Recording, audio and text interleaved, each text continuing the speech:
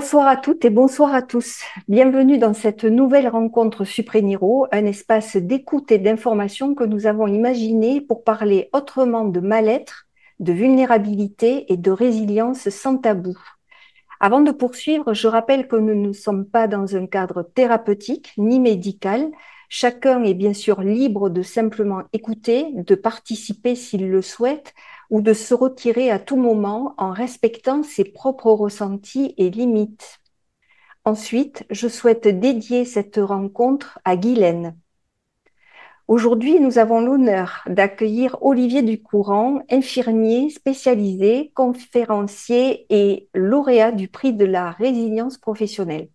À travers son parcours de vie marqué par un burn-out, un diagnostic de bipolarité et une reconstruction profonde, Olivier nous partage une parole rare, celle d'un homme concerné, engagé et lucide, qui a fait de son expérience une force d'action et de transmission.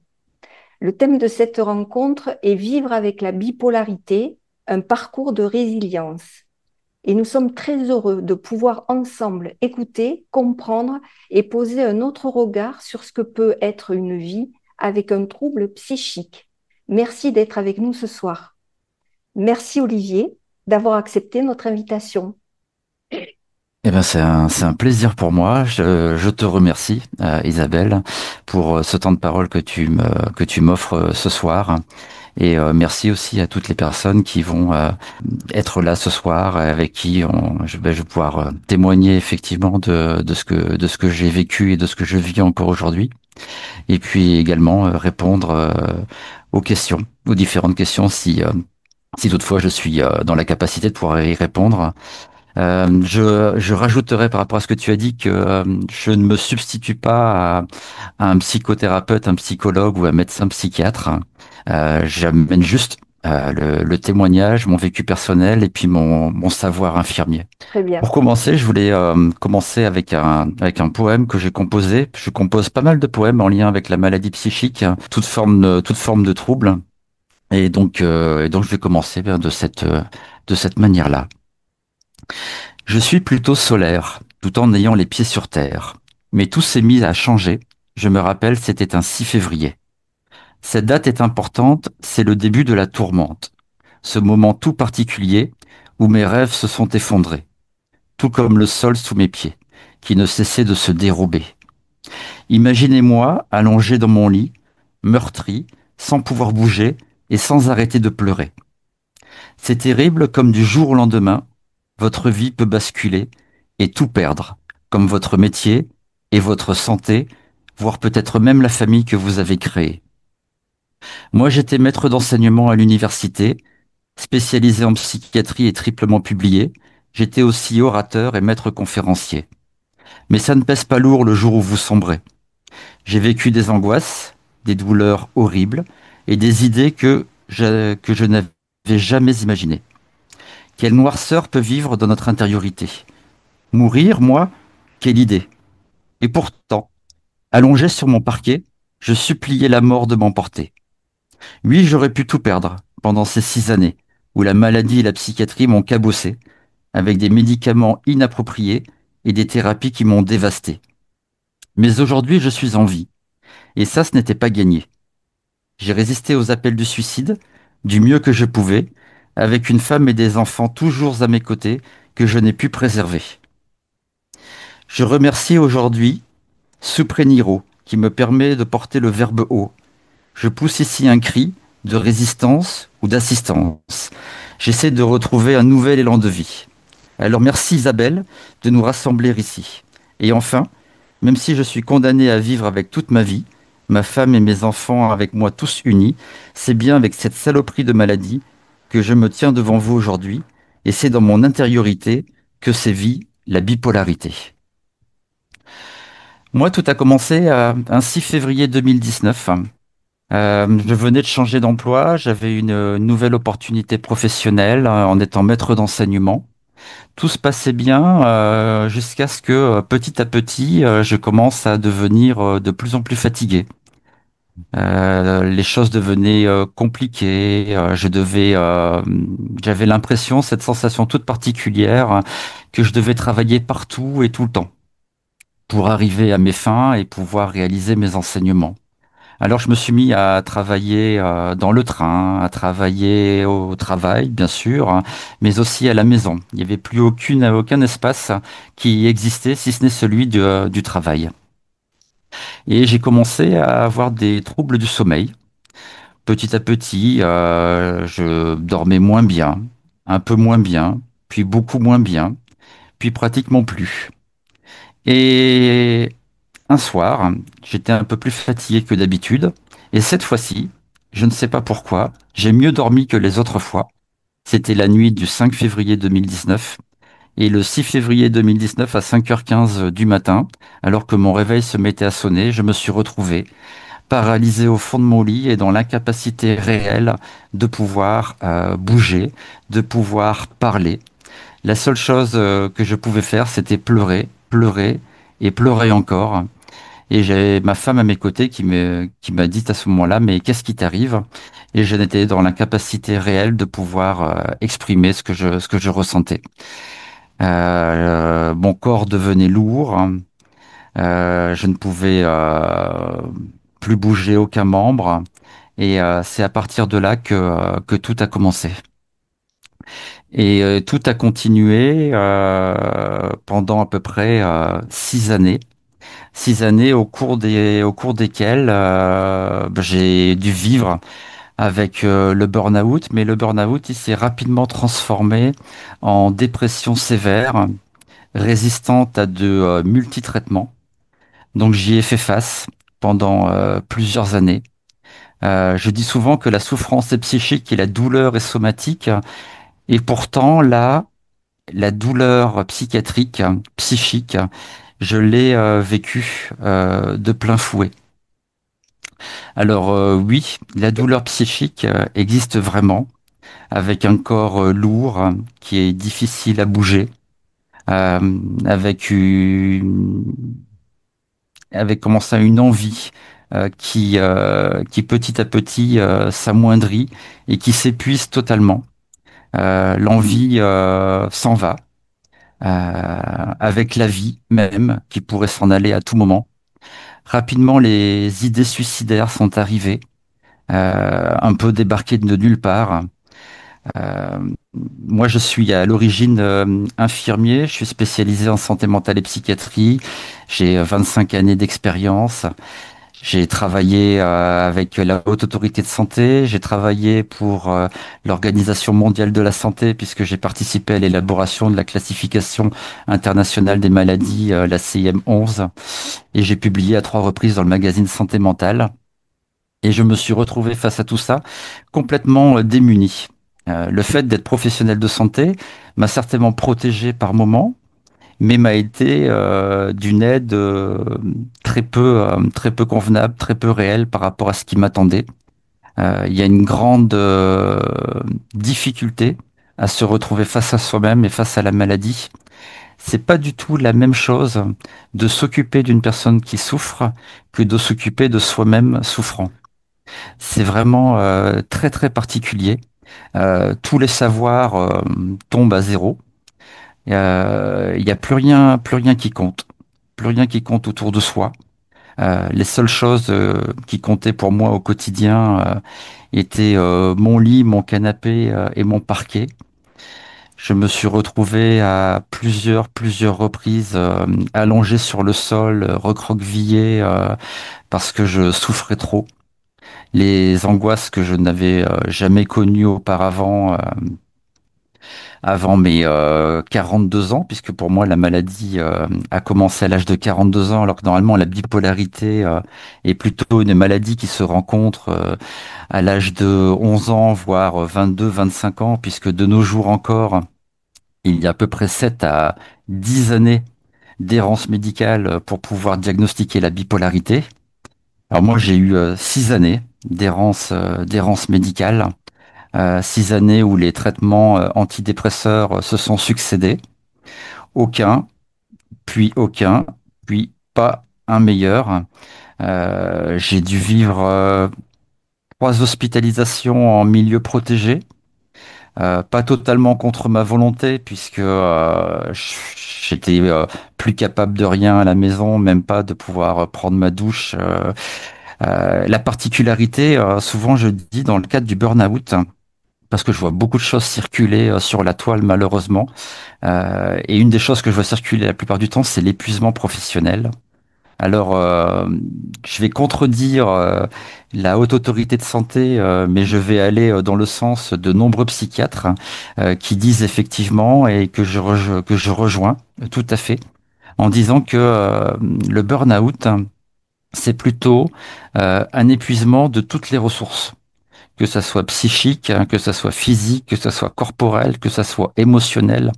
Ça va bien plus loin qu'un épuisement professionnel où on se dit, ben voilà, je suis fatigué actuellement, il y a des raisons réelles qui font qu'au travail, je ne réussis plus à faire face. Et donc, je peux discuter avec le président ou avec le directeur du lieu où je travaille, voire même avec les ressources humaines, et on va pouvoir trouver une solution ensemble. Dans le cadre de la bipolarité, la solution, elle se trouve pas comme ça. La particularité, c'est que elle s'initie vraiment à l'intérieur de nous-mêmes, ce qui fait qu'elle amenuise toutes nos ressources. Donc, c'est vraiment multifactoriel. Et ça touche la plupart du temps des personnes qui se sentent concernées par leur travail, qui ont envie de faire bien, qui sont consciencieux, qui sont rigoureux. Et donc, ça va les chercher au plus profond d'eux-mêmes. Ce qui fait que c'est extrêmement difficile et délicat de travailler avec le burn-out. Et donc moi, ce burn-out, il a rapidement fait place à la dépression. Et donc cette dépression que je pensais être unipolaire s'est avérée être une dépression bipolaire. Et je m'en suis pas rendu compte, ni en tant que personne, ni en tant que soignant. Le médecin psychiatre qui m'a suivi et qui me suit encore ne s'en est pas rendu compte non plus. Donc, j'ai été donc hospitalisé 3 fois. La première fois, j'ai eu un traitement qui a à peu près tenu la route, mais très rapidement, j'ai rechuté, ce qui a nécessité une deuxième hospitalisation. Et à cette deuxième hospitalisation, puis à cette troisième qui s'est révélée plus tard, euh, par rapport à la résistance de ma dépression vis-à-vis des traitements, il m'a été proposé de réaliser de ce qu'on appelle de l'électroconvulsivothérapie. Alors, c'est ce qu'on appelait auparavant les électrochocs. On le retrouve dans Vol au-dessus d'un nid de coucou, mais ça a changé tout de même de nos jours. C'est réalisé sous anesthésie générale. Mais dans mon cas, j'ai vécu 27 séances d'électroconvulsivothérapie, ce qui équivaut à 27 anesthésies générales. Et je vis encore aujourd'hui avec des pans entiers de ma vie qui ont complètement été effacés. Donc il y a des moments de vie où je me retrouve à regarder les photos dans mes albums ou à regarder ou à me retrouver dans certains endroits.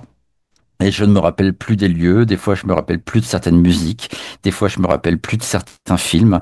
Et si je regarde une photo qui représente un moment de vacances ou un moment de bien-être ou un événement familial, je me vois sur la photo, je me rends bien compte que ce moment a existé, mais à aucun moment je réussis à le relier émotionnellement à ce que j'ai pu vivre. Et je suis un peu comme un personnage en carton sur une image. Il m'est impossible réellement de faire le lien. Je suis complètement déconnecté de ce qui s'est passé et donc il y a des souvenirs comme ça qui ne sont pas revenus du tout et même encore aujourd'hui. D'autres petit à petit reviennent mais avec énormément de difficultés et il m'a fallu faire le deuil de ces moments-là et de me dire qu'il fallait laisser la place au passé et vivre dans le présent et imaginer un futur et un futur sans, un futur avec moins de souvenirs, avec moins d'événements, avec moins d'éléments familiaux qu'auparavant je pouvais avoir, et puis de me retrouver des fois avec des problèmes aussi d'attention, où je peux parler d'un moment de quelque chose et puis je digresse et je me rends plus compte d'où était le début et ni où va aller la fin de ma discussion, mais voilà, ça m'arrive assez régulièrement et ce sont des troubles liés à l'électroconvulsivothérapie, contre lesquels je ne lutte plus, comme beaucoup des symptômes que je vis au quotidien. J'ai fait le choix, mon premier choix, au tout début, quand j'ai vécu les éléments dépressifs, à savoir l'irritabilité, la tristesse, les troubles du sommeil, la non-envie de faire les choses, l'absence de désir, hormis le désir de mourir. Euh, je me suis retrouvé face à tout ça. J'étais en grande difficulté. Les médicaments ne fonctionnaient pas. Et donc j'ai mis en place petit à petit des choses au quotidien pour me permettre d'aller mieux. Mais au début, j'étais surtout dans une lutte réelle face à la maladie. Et c'est une lutte qui vous fatigue davantage et davantage et davantage encore.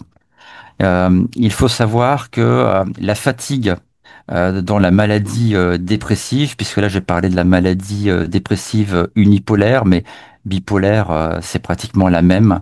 C'est juste la durée qui est beaucoup plus longue dans la maladie bipolaire et surtout dans la bipolarité de type 2, puisque vous avez type 1, type 2 et type 3.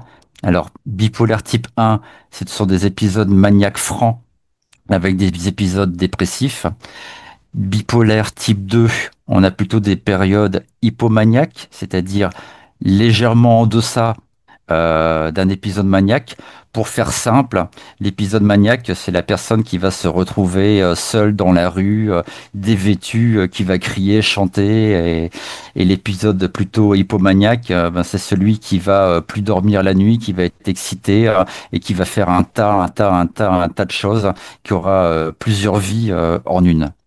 Et enfin, le type 3, bah, le type 3, on est tous concernés parce que vous pouvez avoir une maladie cérébrale ou un traitement, surtout les corticoïdes, qui peuvent vous faire faire une décompensation hypomaniaque ou maniaque. Donc type 3, c'est lié à la maladie ou médicamenteux. Donc il y a plusieurs types dans la maladie. Mais pour revenir à la dépression, moi, j'ai vécu des angoisses très fortes, un sentiment de vide au quotidien, une incapacité réelle à faire des choix, une incapacité à faire des actes de la vie de tous les jours. Alors, les premières choses, c'était tout simplement prendre un couteau. J'avais le couteau dans la main droite, j'avais le légume dans la main gauche, et puis je savais pas ce qu'il fallait faire avec. Il était là, je savais pas s'il fallait l'éplucher, je savais pas s'il fallait le couper, et si bien je savais même plus utiliser le couteau, donc je pouvais même pas me dire, maintenant je vais découper les légumes, c'était impossible.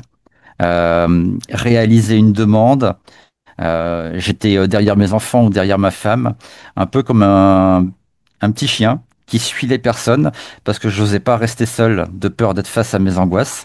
Donc je restais et je me cramponnais un petit peu à toutes les personnes qui gravitaient autour de moi pour pas rester seul et j'avais en vérité aucune demande si ce n'est de ne pas rester seul parce que j'avais peur de moi-même et peur de ce que je pouvais faire. Euh, J'étais en difficulté cognitive. Je pouvais pas. J'allais à la boulangerie et j'étais dans l'incapacité de faire une demande de pain, l'incapacité de payer, incapacité de réaliser finalement les actes de la vie quotidienne, les choses pour lesquelles on se pose aucune question, qu'on réussit à faire au quotidien sans aucune difficulté. Mais là, moi, j'étais en difficulté pour tout soins d'hygiène, écrire, couper les légumes, faire à manger, discuter. Discuter, j'avais aucun sujet de conversation. Mes idées étaient bloquées. Les seules choses que j'avais envie, c'était tout simplement de crier, de pleurer et de mettre fin à mes jours parce que pour moi, j'avais réellement en tête que la seule manière pour moi d'aller mieux, comme les traitements m'aidaient pas, c'était de mettre fin à mes jours. La seule chose qui m'a aidé, je pense, c'est mon savoir par rapport au suicide, le fait de ne jamais être seul puisque j'avais régulièrement quelqu'un à la maison, même si mes enfants allaient à l'école, ils revenaient, même si ma femme allait au travail, elle revenait. Donc le fait de ne pas rester seul m'a vraiment sauvé. C'est pour ça que sur LinkedIn, souvent je milite par rapport aux associations, notamment l'association Stop Suicide, pour mettre en avant que la personne, si elle est accompagnée, donc si elle n'est pas seule, elle ne passe pas à l'acte. Le fait de se retrouver seul potentialise davantage le geste. Et du moment où on est seul, on a vraiment l'impression que la seule solution qui nous reste, c'est celle-ci. Le cerveau vous donne vraiment une mauvaise information. Il a, comme je dis souvent, il travestit la pensée. Il vous fait vous imaginer que la meilleure solution, c'est celle-ci. Mais si quelqu'un vous parle, vous allez pouvoir, à un moment donné, entendre, peut-être pas comprendre, mais entendre qu'il y a d'autres possibles qui existent. Marcher, écrire, parler, écouter de la musique, chanter si vous avez envie, crier dans votre oreiller si ça vous fait du bien. Plusieurs possibilités réelles. Mais là, si vous êtes seul face à vous-même, avec vos idées noires qui deviennent des idées suicidaires, qui deviennent des pensées suicidaires, derrière, vous avez le passage à l'acte immédiat. Parce que c'est le projet qui va arriver dans votre tête. Vous allez avoir un projet concret et du moment où vous aurez un projet concret dans votre tête, vous vous sentirez à l'aise avec ça. Et quand vous vous sentirez à l'aise, souvent on dit que les personnes, avant de mettre fin à leur jour, elles sont particulièrement tranquilles avec elles-mêmes. C'est vrai, c'est très rassurant de savoir ce qu'on va faire dans le moment d'après. Et surtout si vous avez un projet suicide, vous êtes tranquille avec vous-même, vous dites au revoir aux gens que vous aimez et vous passez à l'acte. Donc le fait d'être seul potentialise le geste, le fait d'être accompagné. Et là, je pense que comme ça, je remercie ma femme et mes enfants d'avoir été là toujours à côté de moi. Le fait qu'ils étaient là constamment à côté de moi m'a permis effectivement de me protéger de moi-même et de me protéger du geste suicidaire. Parce que le traitement, à un moment donné, fonctionnait pas du tout et ne me permettait pas d'aller mieux. Et les moments d'électroconvulsivothérapie ont calmé des choses effectivement en moi, mais ne m'ont pas permis effectivement d'aller mieux comme je l'aurais imaginé et comme mon médecin psychiatre me l'avait fait entendre auparavant. Donc j'ai eu 6 années d'errance médicale au niveau traitement, au niveau thérapeutique psychique, euh, et en, comment ça, l'année dernière, à peu près au milieu d'année, j'ai fait une demande à mon psychiatre de pouvoir consulter ce qu'on appelle la consultation interdisciplinaire des dépressions résistantes, qui se trouve à Lyon, donc à 1 heure et quart de chez moi, où je me suis rendu à l'époque. Et un traitement m'a été proposé à ce moment-là. Ce qui est incroyable, c'est que le traitement antidépresseur qui m'a été proposé et qui m'a permis d'aller mieux, c'est le même traitement antidépresseur qui m'a été donné en février, mars, avril 2019 et qui n'a pas fonctionné. Pour des raisons complètement obscures, actuellement j'ai 150 mg d'Effexor le matin. Ce traitement-là, cette fois-ci, a fonctionné. Mais il a tellement bien fonctionné que au mois de septembre de l'année dernière, j'ai fait un virage hypomaniaque. Et un vrai virage hypomaniaque pour le coup. Donc pas maniaque, pas comme en parle Nicolas Demorand ou comme en parle d'autres personnes, à se retrouver nus dans la rue, exaltés, à crier et à faire des tas de choses incroyables.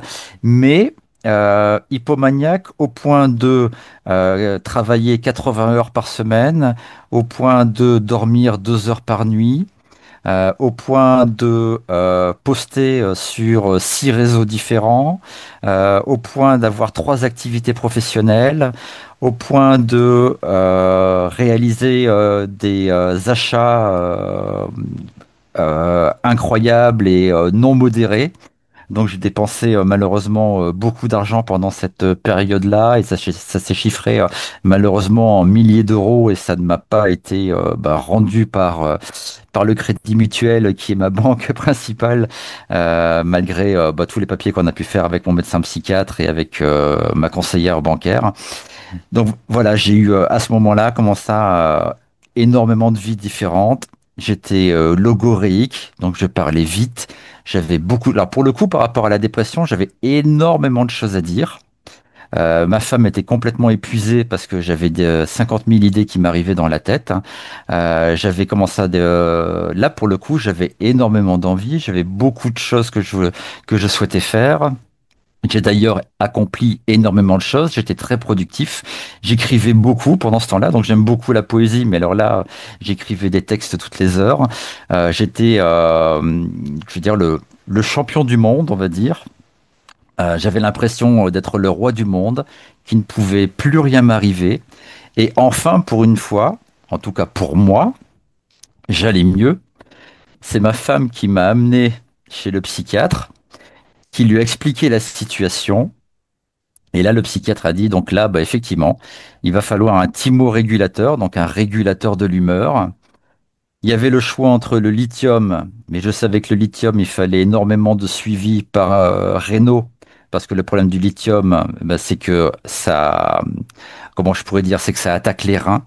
Donc il faut faire des contrôles sanguins réguliers. Alors avant c'était toutes les semaines, maintenant c'est tous les mois, mais quand même c'est phagocytant. Donc j'ai accepté moi le neuroleptique. Et donc actuellement, le soir, j'ai 600 milligrammes de Seroquel, qu'on appelle encore la quétiapine.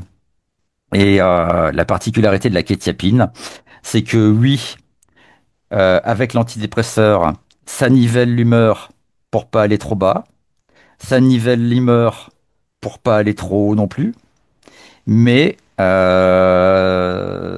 un peu comme le scaphandre et le papillon, ça m'enferme dans une coque qui fait qu'il y a beaucoup d'émotions que je ne vis plus, et notamment l'émotion de joie. Je peux avoir du contentement, je peux avoir de la satisfaction, mais je ne vis plus le moment de joie. Je ne sais plus ce que ça veut dire. Je peux vivre des moments de colère. Alors, je m'énerve pas souvent, mais ça peut m'arriver. Mais par contre, c'est vrai que l'émotion de joie n'existe plus chez moi. Donc ça fait partie des deuils nécessaires pour continuer à vivre. Et tout ça, tout ce package-là, fait partie d'un travail d'acceptation que j'ai mis en place au quotidien. Donc, je vous disais que j'ai arrêté de lutter contre les symptômes, même si le Seroquel m'a fait prendre 15 kilos. J'ai accepté. J'ai accepté de ne plus me souvenir de certains moments de ma vie. J'ai accepté cette prise de poids. J'ai accepté que ce traitement de Seroquel ait comme autre effet secondaire de m'enlever finalement comme une forme d'anédonie, de m'enlever comment ça, un certain nombre d'émotions. Mais grâce tout de même au traitement, je n'ai plus ces moments de dépression sévère mélancoliforme comme j'avais auparavant. Et je n'ai plus non plus ces moments d'hypomanie comme j'ai pu avoir au mois de septembre l'année dernière. Donc, mon quotidien, parce que vous imaginez bien qu'entre-temps, j'ai perdu mon emploi de maître d'enseignement. Donc, on a fait une rupture conventionnelle de contrat. J'ai eu plusieurs années de chômage qui se sont suivies. L'année dernière, entre mai et juin, j'ai eu un poste de responsable d'unité dans une maison de retraite. Tout se passait très bien et puis finalement après, la philosophie de soins était pas en lien avec celle que j'avais, mais je pense que j'avais déjà des prémices de mon épisode hypomaniaque qui est arrivé en septembre. Donc j'ai arrêté mon contrat. Dans le haut de mon hypomanie, j'ai travaillé comme chasseur de tête. J'y ai travaillé encore pendant 6 mois, donc jusqu'en février de cette année. Et puis, depuis fin février, début mars, je, j'ai pris le parti de, comment ça, de partager tout ce que j'ai mis en place au quotidien pour aller mieux, et je vous en parlerai juste après, et de le partager avec un certain nombre de personnes pour permettre à d'autres personnes qui, comme moi, ont vécu les affres de la maladie psychique, la douleur. J'ai expérimenté la douleur psychique, que je pensais que somatique jusqu'alors, mais la douleur psychique existe bien. Les souffrances, les idées noires, les idées suicidaires, les envies de mourir.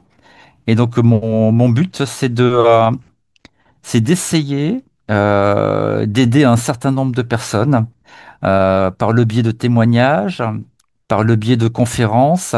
J'ai eu l'occasion de rencontrer Dominique Guillot, qui est le président d'Argos 2001, et Candice Zarka. Et donc j'ai pu témoigner le, euh, le 6 juin. Oui, c'est ça.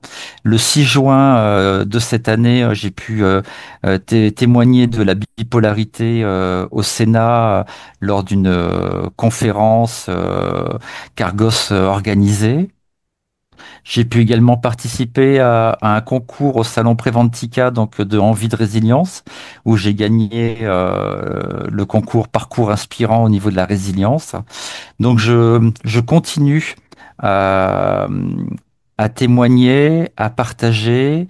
Je développe aussi le côté thérapeutique, donc pas psychothérapeutique ni médico-psychique, mais plutôt thérapeute en relation d'aide, puisque j'ai une expertise de 25 années que maintenant j'allie avec mon savoir expérientiel de la maladie. Et je fais quelques missions intérimaires dans les maisons de retraite où, avec mon bagage santé mentale, j'essaie d'aider les différentes personnes, les différents résidents que je croise en lien avec la solitude et la détresse psychique dans les EHPAD. Donc voilà ce que je fais. Je témoigne aussi régulièrement sur LinkedIn en lien avec la bipolarité, en lien avec la dépression et toujours en lien avec le suicide. Pour moi, c'est une part très importante de la maladie. Il faut savoir que euh, en France, donc on parle juste de la France, hein, nous sommes entre 1,5 à 3% de personnes à souffrir de bipolarité, ce qui fait quand même à peu près 1,8 million de personnes. Concernant le suicide, quelque chose qui me touche particulièrement, en France, nous avons 28 personnes qui se suicident par jour.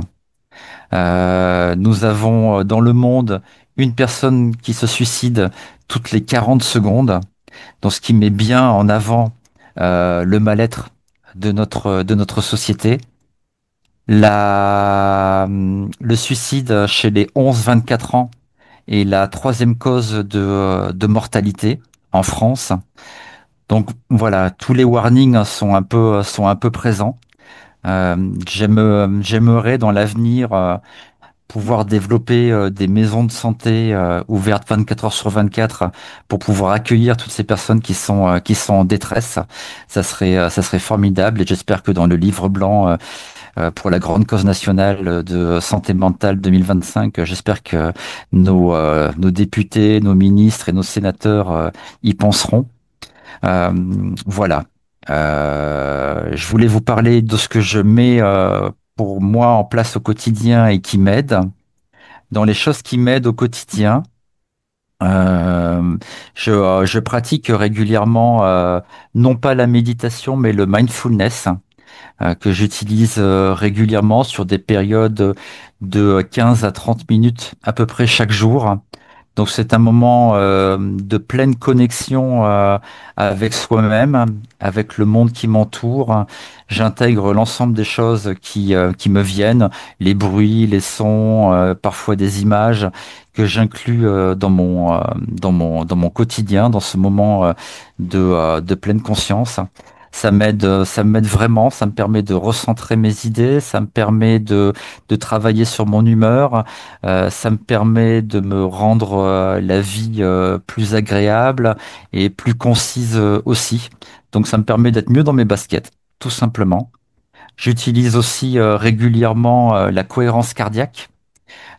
qui est un moment où je peux euh, contrôler ma respiration et diminuer le plus possible les inspirations, expirations pour pouvoir mieux contrôler et mieux se stabiliser au niveau cardiaque, certes, mais aussi au niveau amygdalien, c'est-à-dire au niveau des émotions.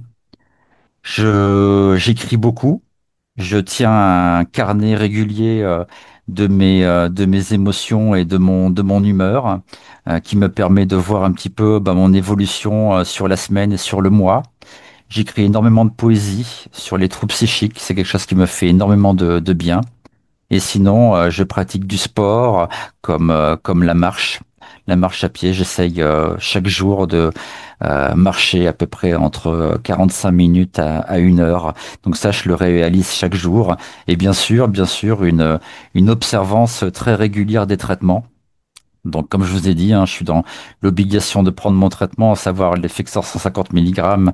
Et puis le soir, je prends mes 600 mg de Seroquel qui me permettent ben, d'avoir une thymie régulière et de pouvoir vivre tous les jours relativement normalement parce que je rejoins ce que dit Nicolas Domoran, la particularité de la bipolarité euh, c'est que contrairement à la dépression, on va peut-être trouver des facteurs favorisants ou précipitants, en tout cas une cause concrète.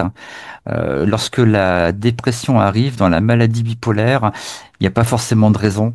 Ça aurait pu très bien m'arriver ce matin en me levant, alors que hier j'ai passé une journée plutôt normale. Ça peut durer sur un court moment, être intense, retomber plus tard. Je peux avoir aussi des épisodes marqués, on va dire, comment ça, d'exaltation ou d'humeur un peu plus intense. Pas un versant hypomaniaque, mais des fois une exaltation de l'humeur qui peut arriver comme ça et qui peut me mettre en difficulté.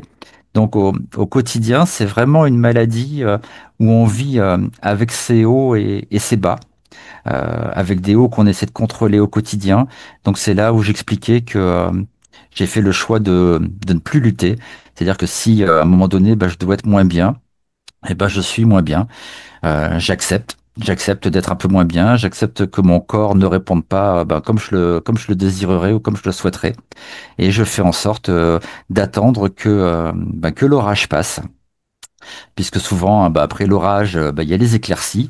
Et dans la maladie bipolaire, c'est un peu ça. Que ça soit dans le haut ou que ça soit dans le bas, il faut laisser passer l'orage.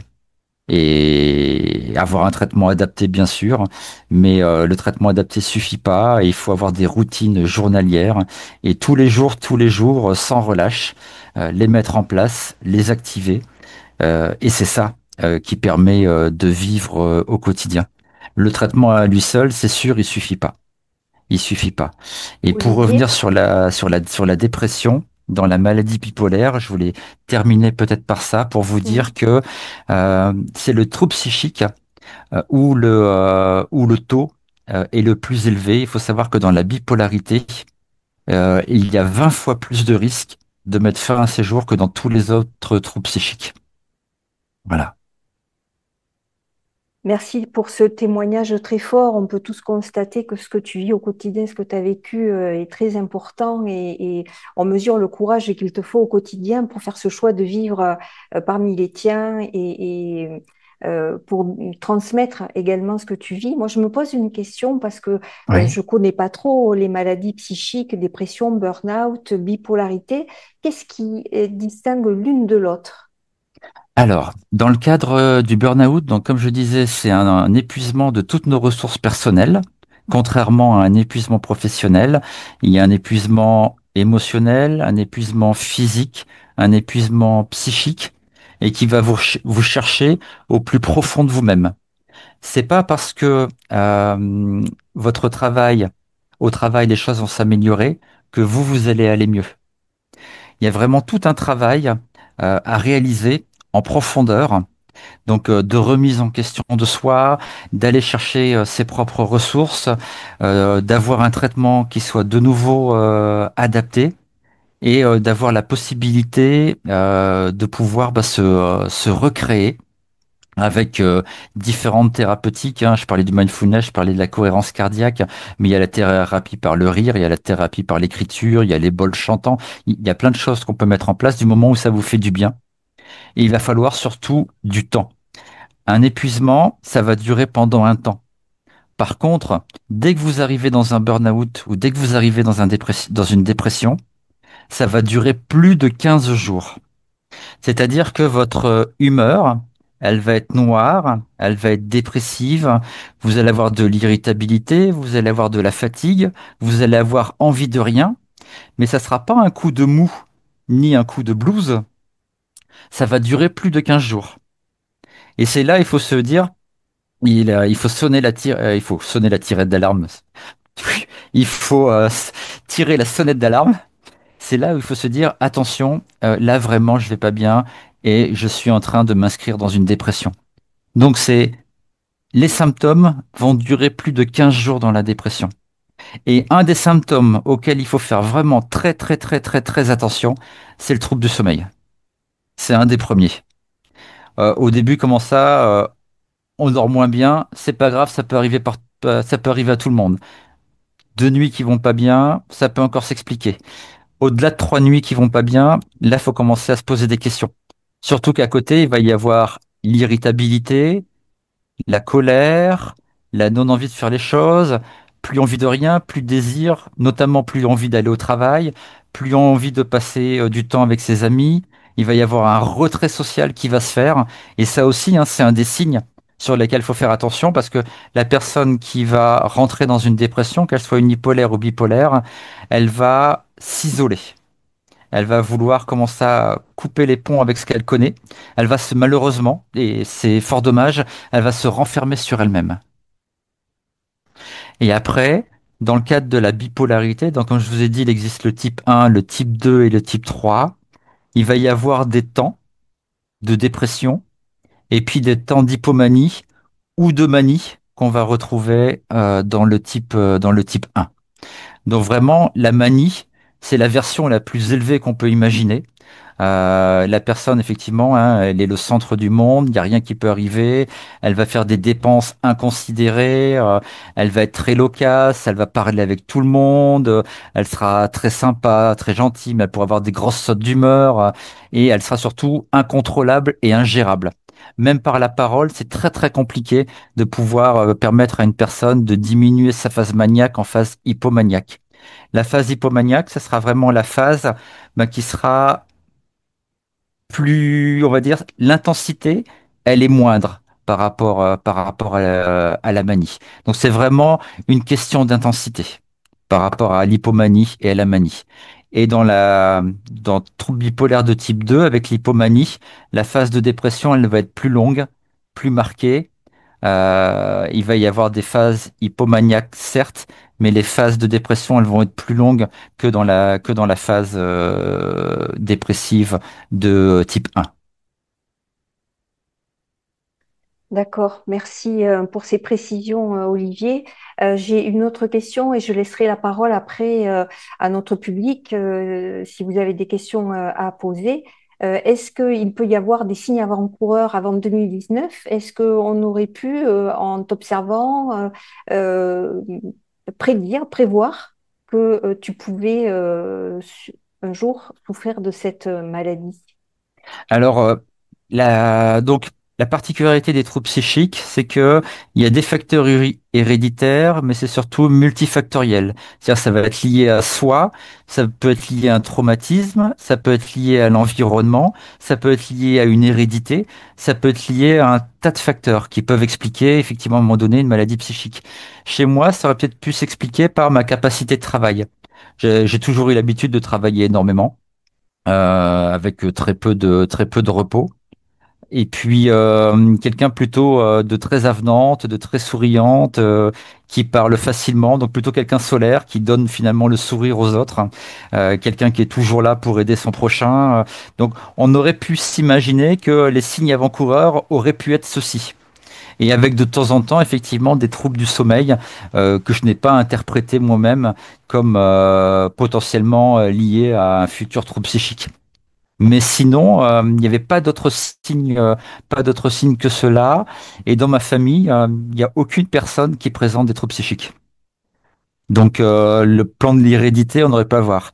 Par contre, ça me vient maintenant, ce qui est intéressant, c'est qu'il y a une start-up qui s'appelle Psychonos, qui va mettre à disposition, si tout va bien, à partir de août 2006, un prélèvement sanguin qui va permettre de dépister la maladie bipolaire. Donc, dans moins d'un an, ça sera disponible et ça permettra de diminuer cette errance médicamenteuse parce que pour ma part, si au lieu d'enchaîner les traitements antidépresseurs, on avait mis un régulateur de l'humeur, ben peut-être j'aurais aujourd'hui moins de doses en antidépresseurs et aussi moins de doses en Seroquel. Et ça m'aurait permis finalement de me stabiliser plus rapidement et de gagner sur la maladie. Parce que je répète, dans le cadre de la bipolarité, on a malheureusement encore une errance médicamenteuse de 7 à 10 ans parce que les psychiatres ne sont pas suffisamment formés pour pouvoir déceler les prémices d'une maladie bipolaire. Et est-ce que donc il y a des idées reçues encore sur la bipolarité? Est-ce que quelle est l'image, quelle image on a de cette affection à Alors, tort? à tort, hein, on l'a longtemps appelée psychose maniaco-dépressive. C'est son ancien nom. Maintenant, on parle de trouble de l'humeur, trouble bipolaire. C'est mieux déjà de parler d'un trouble. Bipolaire, ça se comprend pour la simple et bonne raison qu'il y a le pôle de la dépression et le pôle de l'hypomanie, voire de la manie. Donc deux pôles, ça s'explique bien comme ça. Ça reste encore, comme toutes les maladies psychiques, ça fait extrêmement peur. Beaucoup, il y a quelques personnes, peut-être pas beaucoup, mais qui confondent la maladie bipolaire avec la psychopathie. Parce que il y a une personnalité qui peut être différente. Et dans le cadre de la psychopathie, on a une personne qui est froide, non affectueuse, qui exploite son prochain. Ce sont des traits psychopathiques qu'on peut retrouver effectivement dans la bipolarité. Et surtout, ce qui fait peur dans la bipolarité, c'est la phase maniaque. C'est la phase où la personne, elle est incontrôlable, où elle peut chanter, elle peut rire, elle peut rouler à tambour battant avec sa voiture, elle peut boire énormément d'alcool en n'ayant aucun signe d'alcoolisation. C'est assez incroyable et assez indescriptible lorsqu'on l'a pas connu et lorsqu'on le voit pour la première fois, c'est très choquant. C'est très très choquant. Mais voilà, il y a encore la maladie psychique, quoi qu'il arrive, fait encore peur. Il faut savoir que dans les dernières statistiques, la maladie psychique est encore un sujet tabou pour 72% de nos compatriotes français. Donc ça fait quand même pratiquement trois quarts de la population qui estime que la santé mentale est un sujet tabou, alors que on a une personne sur quatre qui va vivre la dépression dans sa vie et qu'on a une personne sur deux qui va souffrir psychiquement dans sa vie. Donc on est pratiquement tous concernés finalement. Parce qu'on aura forcément quelqu'un autour de nous, selon la direction générale selon la direction générale de la santé. Dans l'année qui s'est écoulée, 52% des Français ont souffert psychiquement. Donc c'est une personne sur deux et ça ne cesse d'augmenter. Donc attendons de ce que va donner la grande cause nationale 2025, mais 2025 ne suffira pas pour pouvoir aborder tous ces sujets. Et surtout, ce que moi j'aimerais, c'est qu'on puisse parler de santé mentale le plus rapidement possible dans les milieux scolaires pour pouvoir donner déjà quelques signes, quelques éléments particuliers pour ne plus s'imaginer effectivement la santé mentale comme un sujet tabou, comme il est encore malheureusement dans notre société actuelle. J'invite notre public à poser des questions, ceux qui veulent participer ou témoigner. Olivier vous écoute. Oui, vous m'entendez? Oui, oui, Oui, rebonjour. Alors, moi, je vais témoigner, si tu veux, dans le fait que j'étais plutôt accompagnant. oui. Accompagnant, puisque ma femme était bipolaire. Donc, je me retrouve dans tout ce que tu as dit, bien sûr. Il y a des choses, si tu veux, où il y a eu un côté quand même héréditaire, puisque son père, alors à l'époque, tu pensais bien, on ne parlait pas de bipolarité, Non, ouais. hein. Il y avait des problèmes, on disait, bon, voilà. Mhm. Et, et suite à ça, bon, elle a eu une enfance très difficile, elle a été abandonnée, etc. Et donc, il y a eu ce déclencheur, si tu veux. Il y a eu ces épisodes traumatisants qui ont déclenché la maladie. Mhm. On s'est rencontrés. Moi, je connaissais pas du tout cette maladie, elle non plus, puisqu'on n'avait pas du tout diagnostiqué. Et donc, si tu veux, on débarquait tous les deux, quoi. C'est ce que tu as décrit là, ces phases hyper à fond, tout allait bien, et puis les phases dépressives où on restait 3, 4 jours fermés dans la chambre et puis on pleurait et puis ça allait pas. Ouais. Donc, consulter des toubibs, enfin, j'ai quand même, moi, je l'ai vu, hein, un toubib qui lui a dit, mais Madame Gatuet, il faudrait vous secouer un petit peu quand même, hein, tu vois, des choses, wow. Et même des psychologues, même qui ont pas mis le nom sur cette maladie, tu vois. Alors, c'était antidépresseur, des choses comme ça, etc. Tu as dit quelque chose tout à l'heure de très intéressant que on ne dit pas, on ne sait pas. Moi, je l'ai su, figure-toi, après son décès, c'est que j'ai fait les recherches. Et parce que justement, suite à ces traitements, tu l'as dit, elle a eu de gros problèmes de néphrite au rein. Ah oui. Donc, elle avait du lithium? Elle a eu du lithium, ouais. Ouais, d'accord. Suite à ça, elle a été hospitalisée 15 jours, 3 semaines à Bordeaux, là. Et donc, dans un massif de cortisone. Oui. Cortisone. Voilà. 15 jours, 3 semaines après, elle est passée à l'acte. Voilà. Moi, j'ai pas fait du tout ce rapport. Je ne savais rien, personne m'a rien dit. Et c'est après, en faisant des recherches sur Internet et tout, j'ai vu un article du Lancet, je crois, tu sais, la Ouais. fameuse revue Oui. Sur humaine. la pharmacologie? Ouais. Qui parlait justement de ce que tu as dit, l'influence des fortes doses de cortisone. Totalement. Voilà. Et donc, alors déjà, elle avait fait une tentative quelques années avant, mais comment je vais dire, plus légère, si on peut dire plus légère. Là, là, il n'y avait pas de. Donc voilà. Mais dans ce que alors, je veux dire autre chose aussi. Tu as parlé d'accompagnement, tu as raison. Moi, je l'ai accompagné jusqu'au bout, et c'est pas facile tous les jours, Mhm. parce que c'est pas difficile.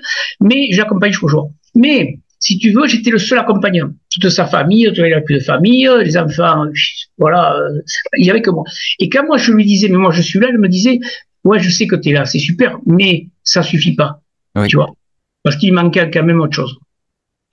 Mais ce que j'ai regretté, si tu veux, c'est que toutes ces années, personne, moi j'ai pas entendu quelqu'un dire, elle est bipolaire, c'est dépressive, ou alors, ouais, bah, dire, vous me fatiguez un peu, ça.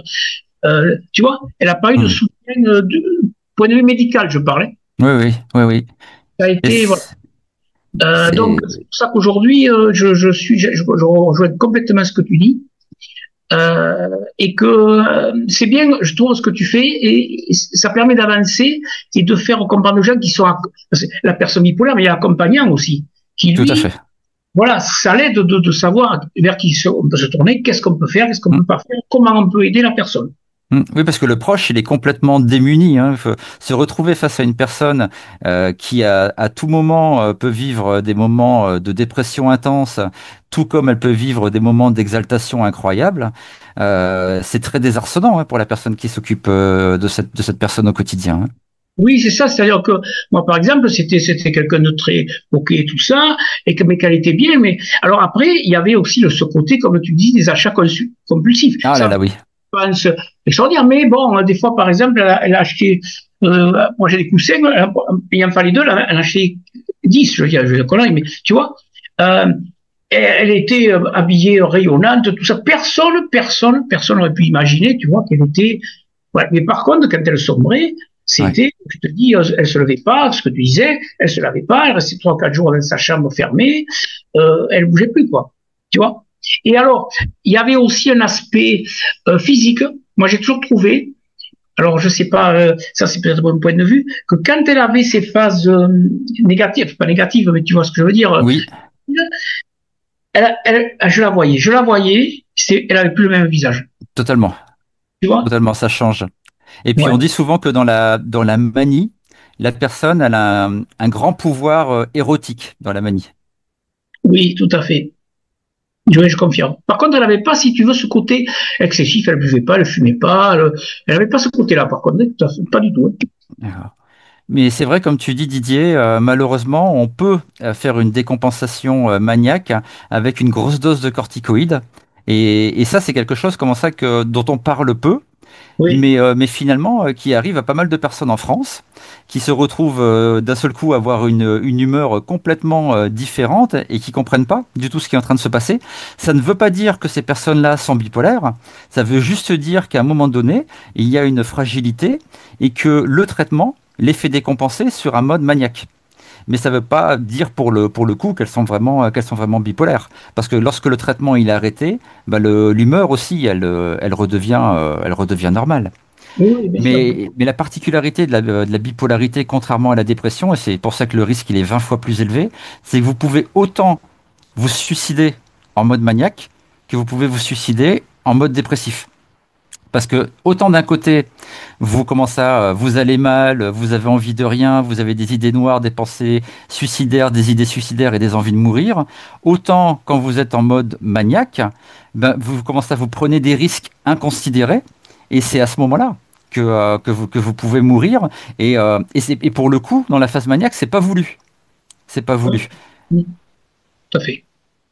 Donc voilà, c'était important quand même je trouve que c'est important que tu en parles, ce que tu viens de dire, parce qu'il y a des choses, tu vois, j'aurais su ça il y a ça quelques années, disons que ça nous aurait et sûrement aidé aujourd'hui, parce que là, personne n'en parlait, personne, je te dis, je n'ai même pas été diagnostiqué, je l'ai su qu'après, quoi. Enfin, j'ai compris qu'après, tu vois. Donc, ouais, c'est compliqué. Et je pense que ton épouse, ça l'aurait beaucoup aidé qu'on lui dise clairement quelle maladie elle avait. Tout Ça à aurait été fait. plus simple pour elle. Ah, mais c'est clair. Parce C'est qu'au clair. moins, elle aurait su quoi faire. C'est clair parce qu'elle ne comprenait pas non plus, quoi. Hein. Mais bien sûr. Elle se rendait compte quand elle était pas bien, elle me dit, oh, mais je suis pas bien, t'es pas bien toi aussi, je comprends pas que, tu vois, elle réalisait ces moments-là, mais elle savait pas l'expliquer, si tu veux, Mm. quelque part. Ouais. Et c'est dommage parce que c'est là aussi comment ça c'est une composante du risque de passage à l'acte. C'est Ouais. que bah, quand vous avez aucune réponse autour de vous par rapport à ce que vous vivez, donc déjà vous vous trouvez anormal. Et vous avez comment ça ces idées qui vous disent qu'à un moment donné, la meilleure chose pour vous, c'est de mettre un terme à tout ça, pour être Ouais. enfin débarrassé et tranquille. Vous avez même l'impression, alors surtout quand vous avez un proche, vous avez même l'impression que vous allez finalement bah, lui rendre service, parce qu'au moins il va retrouver une vie normale. Oui. Mais la réalité, c'est pas celle-là. Alors, C'est hors réalité, quoi. c'est tout à fait ça, parce que moi, souvent, elle me disait, ouais, mais reste pas avec moi, tu rends compte de la vie que tu as avec moi, reste pas avec moi, divorce, tout ça. Alors, je dis, non, certainement pas, moi, je veux pas. Mm. Mais tu vois, elle était dans ce sens-là, à me dire ça, justement, oui, ça recoupe ça, ce que tu me dis. Bien sûr. Ouais, et c'est dommage que le diagnostic lui ait pas été donné. Ça l'aurait énormément aidé. Oui, Alors, c'est sûr. Bon, on va aller voir des psychologues, etc., et même des psychiatres. Et alors, le Hmm. psychiatre, une fois, il y a été, je fais une fois, il voulait donner il lui a donné du Prozac. Hmm. Prozac, ça l'a, et ça lui donne les effets secondaires, donc il lui dit, mais je vais vous donner un autre médicament pour contrer les effets secondaires du. Alors, on dit, stop. Tu vois le truc, stop. Ouais.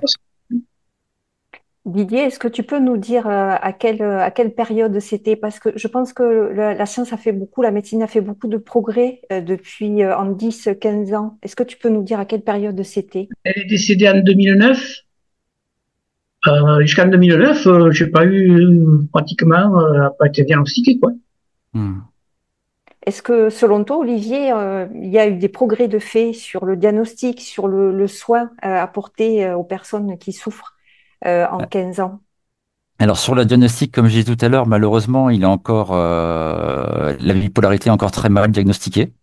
Alors pourquoi? C'est assez simple, hein. Vous allez de nos jours en psychiatrie. vous avez 30 patients pour 2 soignants infirmiers, vous avez un psychiatre, voire un autre qui va prendre le relais lorsqu'il sera pas là. Les urgences sont débordées. Les hôpitaux psychiatriques sont eux-mêmes débordés et saturés.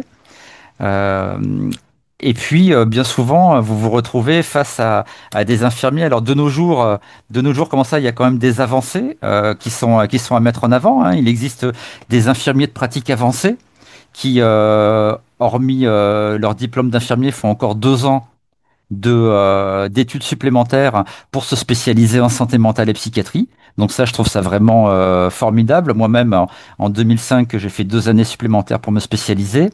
C'est nécessaire parce que le diplôme d'infirmier, il faut savoir que l'ancien diplôme d'infirmier en psychiatrie s'est arrêté en 1992.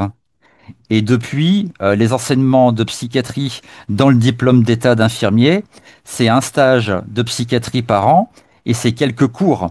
Alors qu'à l'époque, vous aviez 2 ans plein de santé mentale et psychiatrie et vous aviez votre diplôme d'infirmier en psychiatrie. Donc on a énormément perdu. J'entends que là, il devrait y avoir des réajustements. Je sais que pour les prochaines rentrées scolaires, je ne sais pas si ça sera 2025, je pense que c'est plutôt 2026 à 2028, mais ils pensent rajouter 1 année de santé mentale et psychiatrie pour toutes les personnes qui voudront se spécialiser après le diplôme d'infirmier. Donc ça serait un diplôme en 4 ans avec 1 année de santé mentale et psychiatrie. Je pense que sincèrement, c'est une très très très bonne idée. Il y a des avancées qui se font. De nos jours, on sait bien sûr que le lithium est un très bon régulateur de l'humeur, mais on sait aussi qu'il est néphrotoxique, donc il est toxique pour les reins. À trop haute dose, si vos reins ne supportent pas, vous pouvez finir dialysé. Donc c'est très risqué aussi hein, de prendre le lithium, même si c'est comment ça, un traitement qui a fait ses preuves. Alors, toutes les personnes qui ont du lithium finissent pas dialysées, hein, c'est pas ce que je suis en train de dire là maintenant. Mais il faut faire attention, il y a des contrôles réguliers. Maintenant, c'est tous les mois, tous les 3 mois, on fait un contrôle sanguin pour voir au niveau rénal si tout se passe bien. Comme je vous disais, il y a la start-up Psychonos qui développe un test qui sera normalement mis en place à partir d'août 2026 pour diagnostiquer la bipolarité. Donc ça va nous faire gagner énormément de temps. Et effectivement, plus la maladie est prise rapidement et mieux c'est. Parce que effectivement, ben, si je prends mon cas personnel, en 6 ans, il y a énormément d'effets secondaires, il y a énormément de luttes contre la dépression, contre les idées suicidaires et contre l'envie de mourir. C'est terriblement épuisant. Je rappelais tout à l'heure qu'une personne qui est fatiguée en dépression, c'est comme si vous, à partir d'aujourd'hui, vous ne dormiez pas pendant 3 jours de suite. Et c'est une fatigue qui est comme ça, qui est continuelle, qui est de tous les instants. Donc tout est difficile. Didier nous parlait de son épouse qui s'enfermait 4 jours dans sa chambre et qui n'allait même pas se laver. Oui, mais la force est pas là, l'envie est pas là, et surtout effectivement il y a eu aucune force réelle de pouvoir effectivement faire quelque chose de bien pour soi. Et il y a que le proche, s'il est là, s'il est présent, qui peut aider. Mais c'est aussi un proche en souffrance, parce que les proches sont souvent démunis. De plus en plus, on travaille au sujet de la paire aidance, au sujet du patient expert, au sujet du patient partenaire. On développe de plus en plus des personnes qui connaissent bien la maladie viscéralement et qui l'expliquent, qui la témoignent et qui en font profiter les aidants et puis les personnes en souffrance. Donc je pense que si à l'époque, et malheureusement en 2009 c'était pas encore le cas, mais si à l'époque Didier avait eu un père aidant pour l'aider dans sa situation, ça aurait été certainement un peu, je dis pas plus facile, hein, mais un petit peu plus facile quand même pour lui de mieux comprendre ce que vivait son épouse et puis lui d'avoir un soutien et d'avoir quelqu'un avec qui parler. Parce que le proche, lui aussi, il laisse, il y laisse beaucoup de plumes dans cette situation, hein, parce qu'il il est là, il essaye d'aider, il voit que tout ce qu'il fait, entre guillemets, ne sert à rien. Et c'est vrai que dans le cadre de la dépression, on a l'impression que tous les efforts qu'on fait ne servent à rien.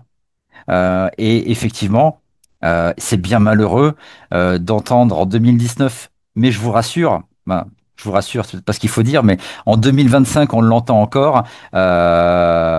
Mais s'il vous plaît, faites un effort. Mais faites un effort, ça sert à rien. Se mettre un coup de pied aux fesses, ça sert à rien.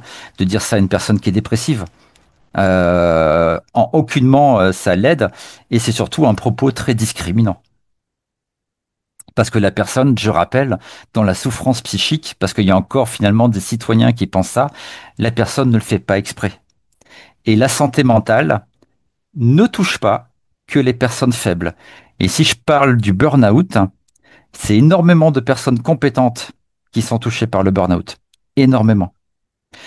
Pour rappel aussi, il y a dans les choses nouvelles, je ne sais pas si vous avez eu l'occasion de voir le film qui est sorti sur M6 qui était Santé mentale, brisons les tabous, avec des personnes qui pouvaient, comme Laurent Agnel, qui pouvait parler.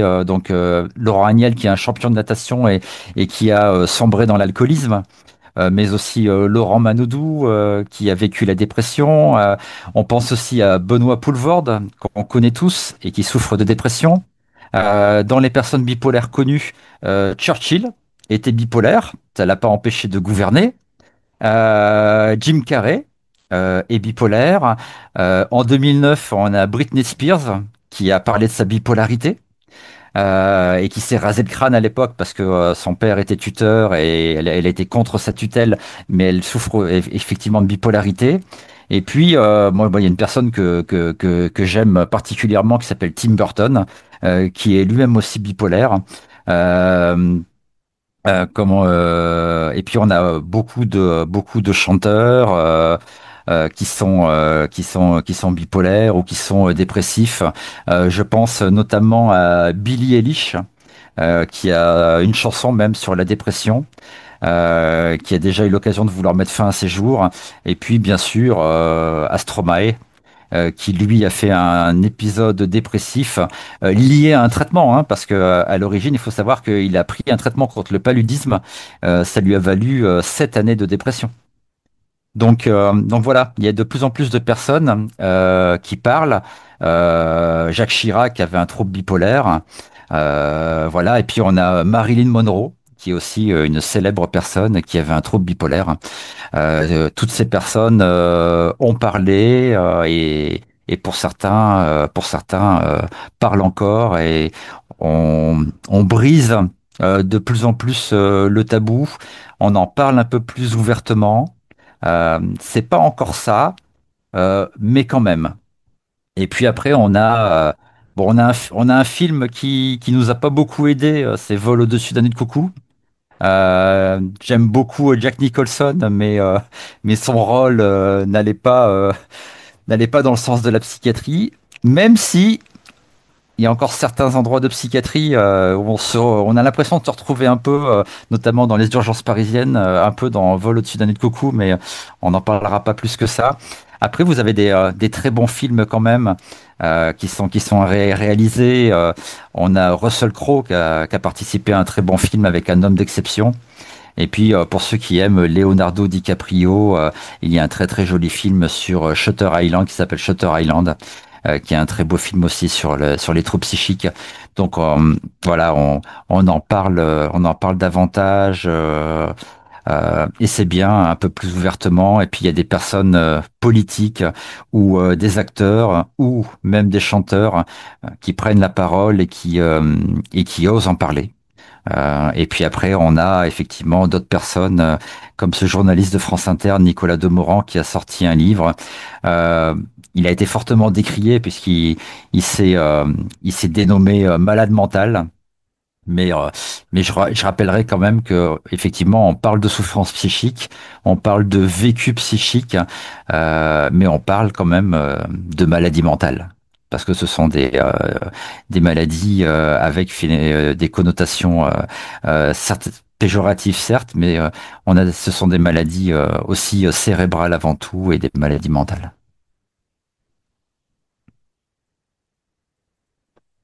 Ah, j'entends plus. Bon, Ah oui. voilà, si je mets le micro, ça va aller mieux. Didier, peut-être as-tu autre chose à ajouter en réponse à ce que vient de dire Olivier. Oui, c'est-à-dire que un témoignage aussi que, enfin, une situation que j'ai vécue, je ne sais pas si ça se passerait comme ça aujourd'hui. Ma femme, elle a fait donc une première tentative quelques années avant. Mhm. Donc, elle est restée par des médicaments, dont lavage d'estomac, etc. Donc, elle est restée quelques jours à l'hôpital. Et de l'hôpital, ils l'ont amenée au centre Charles Perrens à Bordeaux, qui est un centre, Ah oui, tu qui est vois. très coté. Voilà.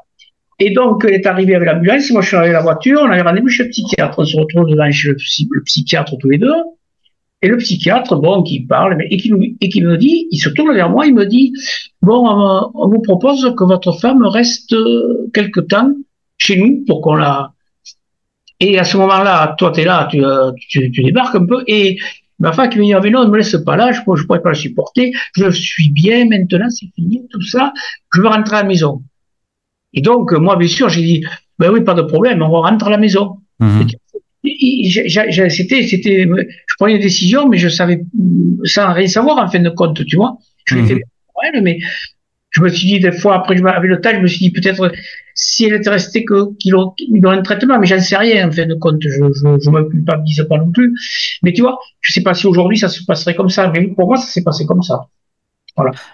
Alors ça se passe encore comme ça, hein. C'est-à-dire, alors si tu veux, pour être hospitalisé, il y a plusieurs façons d'être hospitalisé en psychiatrie, soit avec son consentement, soit contre son consentement. Il y a des hospitalisations, on appelle, hein, on a l'hospitalisation libre, l'hospitalisation à la demande d'un tiers et l'hospitalisation d'office. Elle aurait pu être hospitalisée d'office, mais normalement, c'est le psychiatre, hein, qui va réaliser une évaluation et qui va, comment ça s'appelle, mesurer le degré d'urgence. Est-ce que la personne, actuellement, dans l'état dans lequel elle est à risque ou pas de mettre fin à ses jours? Si la personne, elle a des idées noires, des idées suicidaires, on peut la conserver à l'hôpital. Si elle a un projet de suicide, il va y avoir une hospitalisation qui peut être faite contre son consentement parce que le risque il est imminent si la personne elle a un projet. Et donc, et sinon, dans un cas contraire, on peut discuter avec le proche qui lui connaît bien la situation puisqu'il la vit tous les jours et de voir s'il se sent à l'aise ou pas, de finalement d'accueillir la personne au domicile ou s'il considère que la situation elle est trop risquée. De plus en plus en psychiatrie, et ça je trouve bien. Euh, alors, pas encore en France, mais on en parle beaucoup en Suisse. On parle de l'open dialogue. C'est-à-dire que on se retrouve tous autour d'une table, le proche, les médecins, la personne qui s'occupe, peut-être l'assistante sociale, peut-être le curateur, peut-être un pharmacien, peut-être un infirmier en psychiatrie. Toutes les personnes qui s'occupent de la personne se retrouvent autour d'une table et discutent tous ensemble. Comme ça, tout fonctionne à l'unisson. Le même discours pour tout le monde. Dialogue ouvert, open dialogue.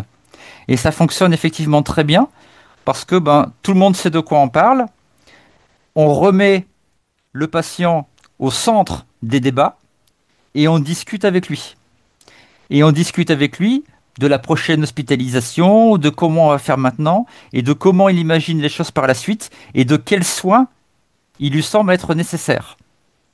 Donc ça fonctionne vraiment très bien. Euh, En France, j'ai pas encore la connaissance, j'espère que je me trompe pas, mais en Suisse, ça se développe de plus en plus. Et ça, effectivement, de pouvoir travailler avec tous les acteurs de la prise en soin, c'est juste fabuleux. Parce qu'au moins, comme on disait tout à l'heure, hein, Didier, il y a un diagnostic qui est posé. On va amener des propositions de soins, mais des propositions de soins concrètes. Parler d'un traitement, concrètement aussi. Donc, il va y avoir des choses qui vont être créées de ces moments de dialogue. Donc, c'est vraiment un moment de création avec les proches, avec le personnel de soins et surtout, eh ben, la personne qui est au centre des débats, l'usager. Bien sûr, mais ça c'est important justement, cet échange. Et pour revenir aussi à ce que tu as dit tout à l'heure, qui est très juste, le jour qu'elle est passée à l'acte, en fin de compte, elle a appelé, je l'ai su par les personnes, bien sûr, parce que j'étais pas là, moi, ce jour-là, je suis arrivé que le soir. Et elle a appelé plein de personnes qu'elle connaissait, des amis et tout, pour Ah oui. discuter avec elle. Et tout à fait normal. Et Oui. quand on a lancé la nouvelle, tout le monde dit, mais c'est pas possible, on est au téléphone, on a discuté, tout allait bien. Personne n'a ressenti, tu vois, qu'il allait Ouais. se passer quelque chose, quoi. Elle était soulagée, elle était en accord avec elle-même. Alors, en accord avec elle-même, si tu veux, son cerveau, il lui a donné la mauvaise information, mais il lui a donné l'information qu'elle attendait. Et donc, à ce moment-là, elle était dans un certain niveau de tranquillité. Elle pouvait dire au revoir à tout le monde et puis mettre son projet à exécution parce Ouais. qu'elle était tranquille avec elle-même. Une question dans le chat, un participant qui dit le problème vient que les gens consultent au début quand ils sont déprimés et jamais évidemment quand ils vont bien. Donc le médecin le plus souvent prescrit des antidépresseurs et cela dure des années ainsi. La bipolarité est diagnostiquée uniquement si le psychiatre ou le généraliste objective une phase de manie. Oui, alors, comme je disais tout à l'heure, normalement, lorsqu'on met en place un antidépresseur, on va mettre en place un suivi, alors avec un psychiatre et ou avec un psychologue. Le psychologue n'est pas obligé, mais en France, on a les 12 premières séances qui sont remboursées. Donc, c'est toujours intéressant de faire un suivi avec un psychologue. Encore faut-il qu'on ait un bon lien avec lui. C'est pas toujours évident non plus. C'est pas toujours évident non plus d'avoir un bon lien avec son psychiatre. Il y a pas mal de psychiatres qui sont assez expéditifs et prescripteurs de traitement, plus qu'ils ne discutent avec les patients. C'est malheureux, mais en 2025, ça existe toujours. Je l'ai expérimenté de près. Donc, normalement, lorsqu'on met en place un antidépresseur, il y a un suivi par le psychiatre et un suivi sur au moins une année. Donc, je suis assez étonné que la personne elle ait un antidépresseur prescrit par un médecin et puis qu'elle revoie plus son psychiatre après. Surtout que dans le cas d'un antidépresseur, les premiers signes, s'ils fonctionnent bien, c'est pas avant 3 semaines, un mois. C'est-à-dire qu'il ne faut pas s'attendre, et moi je l'ai bien perçu ça, il ne faut pas s'attendre à un miracle avec les antidépresseurs. Ils vont commencer, s'il y a une réelle efficacité, hein, attention, mais ils vont commencer à vraiment exister à partir de 3 semaines, un mois. On va pouvoir dire effectivement qu'il y a une réponse thérapeutique. Et on verra au bout de 3 semaines, un mois, si le traitement, finalement, il est profitable ou pas pour l'usager. Voilà, je suis assez étonné par ce qui est dit là. Un mois, 3 semaines, un mois, c'est le minimum pour voir si un traitement antidépresseur fonctionne. Et bien souvent, il va y avoir peut-être plusieurs antidépresseurs. J'entendais Didier qui parlait du Prozac, c'est un des antidépresseurs qu'on va donner au début, comme le citalopram, comme l'Effexor, quoi. C'est comment ça, des traitements de première intention. Dans les traitements de première intention, on va aussi donner malheureusement beaucoup de benzodiazépines. Et il faut quand même savoir que en Europe, malheureusement, la France, hein, elle fait partie des 3 premières nations où on utilise le plus de psychotropes et de benzodiazépines, et on donne encore beaucoup trop de benzodiazépines aux personnes. C'est une honte totale parce que contrairement à l'antidépresseur ou au neuroleptique, vous n'avez pas de dépendance. Benzodiazépine, vous avez de la dépendance, et donc après, vous allez augmenter les doses pour aller mieux.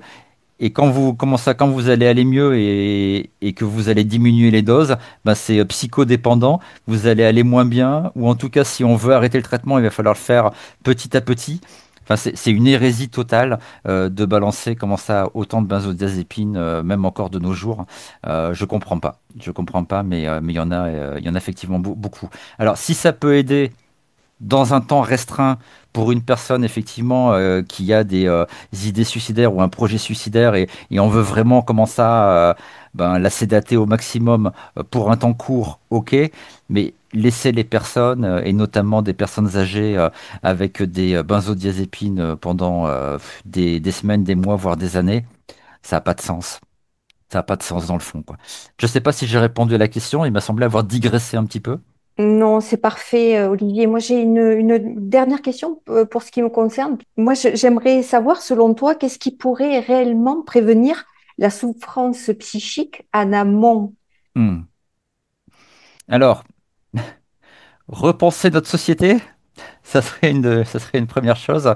Alors, j'ai entendu que en Suède et en Finlande, ils allaient instaurer des cours sur l'empathie en milieu scolaire.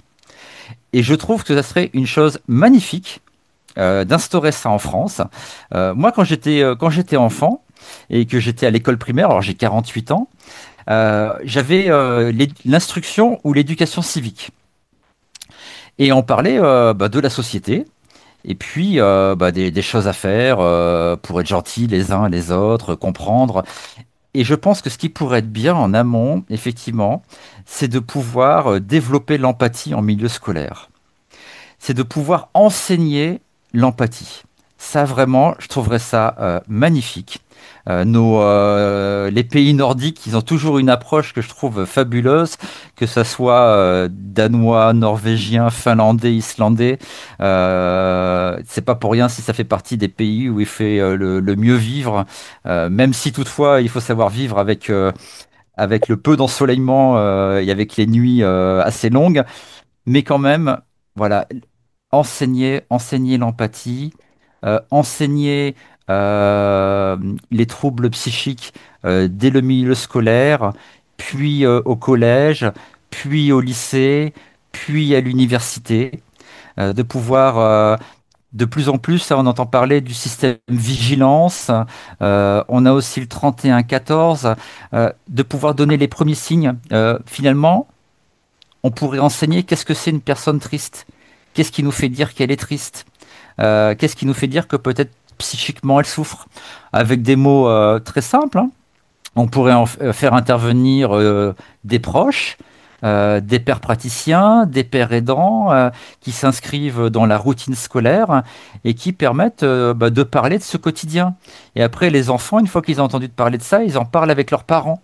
Et puis peut-être certaines mêmes personnes qui sont harcelées au niveau scolaire pourront peut-être dire, tiens, moi aussi je vis ça et d'en parler plutôt que de s'isoler dans sa chambre, de souffrir sur les réseaux sociaux et de mettre fin à leur jour. Parce que ça arrive encore trop souvent.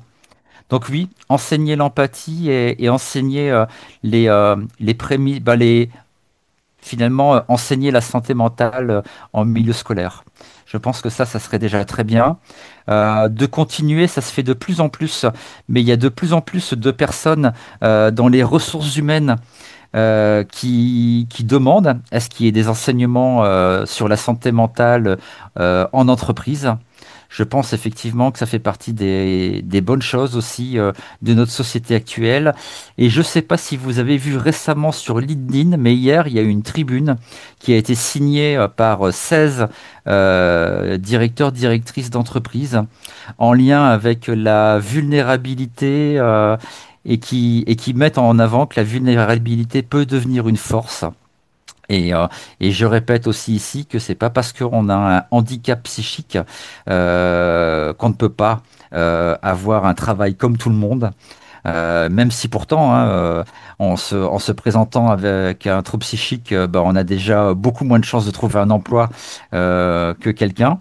Et pourtant, lorsque je fais certaines conférences et que je parle aux personnes et que je leur demande, est-ce que vous vous sentez, comment ça, concerné par la santé mentale? Bien souvent, on me dit, non, je suis là, mais alors je fais, qui est-ce qui fume dans l'assemblée? Alors, il y a des personnes qui fument ou qui vapotent. Et je leur dis, et si vous deviez arrêter demain la vapote ou la cigarette? Ah, ça serait compliqué. Donc, si c'est compliqué, on appelle ça une addiction. Qui rentre chez lui chaque soir et prend son verre de vin ou son verre de bière? Qui ne sait pas faire une soirée avec les copains sans boire un verre d'alcool? Qui ne sait pas rentrer chez lui et sans prendre son traditionnel chocolat, même si ça fait pas forcément de mal pour la santé, hein. Mais finalement, quand on regarde bien notre société, qui n'a pas de trouble psychique? J'en connais très peu autour de moi qui n'en ont pas. Après, des personnes qui sont dans le déni, il y en a un certain nombre. Mais des personnes qui ont un trouble psychique, il y en a énormément. On voit même au sein de nos députés et de nos ministres des consommateurs de cocaïne. Donc à tous les niveaux, il y a des problèmes de santé mentale. Sauf que les personnes, soit elles n'en prennent pas conscience, soit elles n'osent pas en parler, parce que dire qu'on est en vulnérabilité, dire qu'on est en difficulté, c'est aussi s'avouer un petit peu dans une certaine forme d'échec par rapport à la société. On a encore du mal à dire qu'on va mal. parce que aller mal, c'est encore considéré comme étant faible. Alors que comme je disais tout à l'heure, quand vous devez vivre au quotidien, et je pense que Didier, ça lui rappellera pas mal de choses, quand vous devez vivre tous les symptômes psychiques qu'on imagine dans la dépression, dans la bipolarité, dans la schizophrénie, dans les troubles de l'humeur, dans les troubles des conduites addictives et autres, et dans les troubles des conduites alimentaires, et j'en passe parce que des troubles psychiques, il y en a plein. En vérité, toutes ces personnes-là sont très fortes au quotidien, surtout si elles sont debout. C'est aussi pour ça que je me suis qualifié de bipolaire hors norme, parce que je me dis que comme de nombreuses autres personnes qui vivent des troubles psychiques, il faut être d'une certaine façon un petit peu hors norme pour faire face au travail, pour faire face à sa famille, pour faire face à sa vie de tous les jours, et essayer finalement d'avoir un sourire au quotidien avec toute la symptomatologie qui va avec. Tout simplement vivre au quotidien avec un trouble psychique, pour moi, c'est être hors norme déjà. Ah oui, oui, je confirme ce que tu dis, parce que moi, je vois la force qu'elle avait dans la, même de motivation, etc., que vraiment, elle avait une force incroyable. Moi, j'ai toujours dit, et pour dire autre chose aussi qui est important, c'est que personne ne parlait de cette maladie. Et quand j'ai dit à l'époque, ou même encore aujourd'hui, ma femme était bipolaire, et alors les gens, déjà que je connaissais depuis assez longtemps déjà, ah, mais moi aussi, dans ma famille, j'ai une sœur, ou j'ai un ami, qui me dit, ah, mais bipolaire. Donc, je me suis dit, ah ouais, quand même. Donc les gens ne parlent pas, mais dès que tu abordes le sujet, mais tu t'aperçois qu'il y a plein de gens qui sont concernés. Tout à fait, tout à fait, tout à fait. Et je répète, 52% des Français ont souffert psychiquement cette dernière année qui vient de se terminer. Donc, une personne sur deux, suffit de regarder autour de nous, ça fait beaucoup, beaucoup, beaucoup de personnes. Et ça, ce sont dans les statistiques avouées. Après, Ouais. il y a tous ceux qu'on ne connaît pas.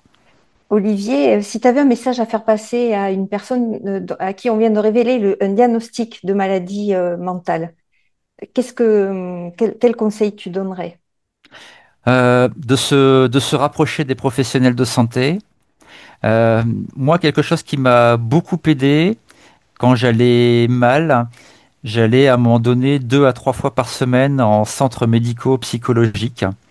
Il faut savoir que quand vous avez une maladie psychique et que vous êtes reconnu en affection longue durée, vous allez en CMP et c'est complètement gratuit. Et là-bas, vous avez un médecin, vous avez des psychologues, vous avez des infirmiers, vous avez des animateurs, et vous n'êtes jamais, jamais, jamais seul à ce moment-là.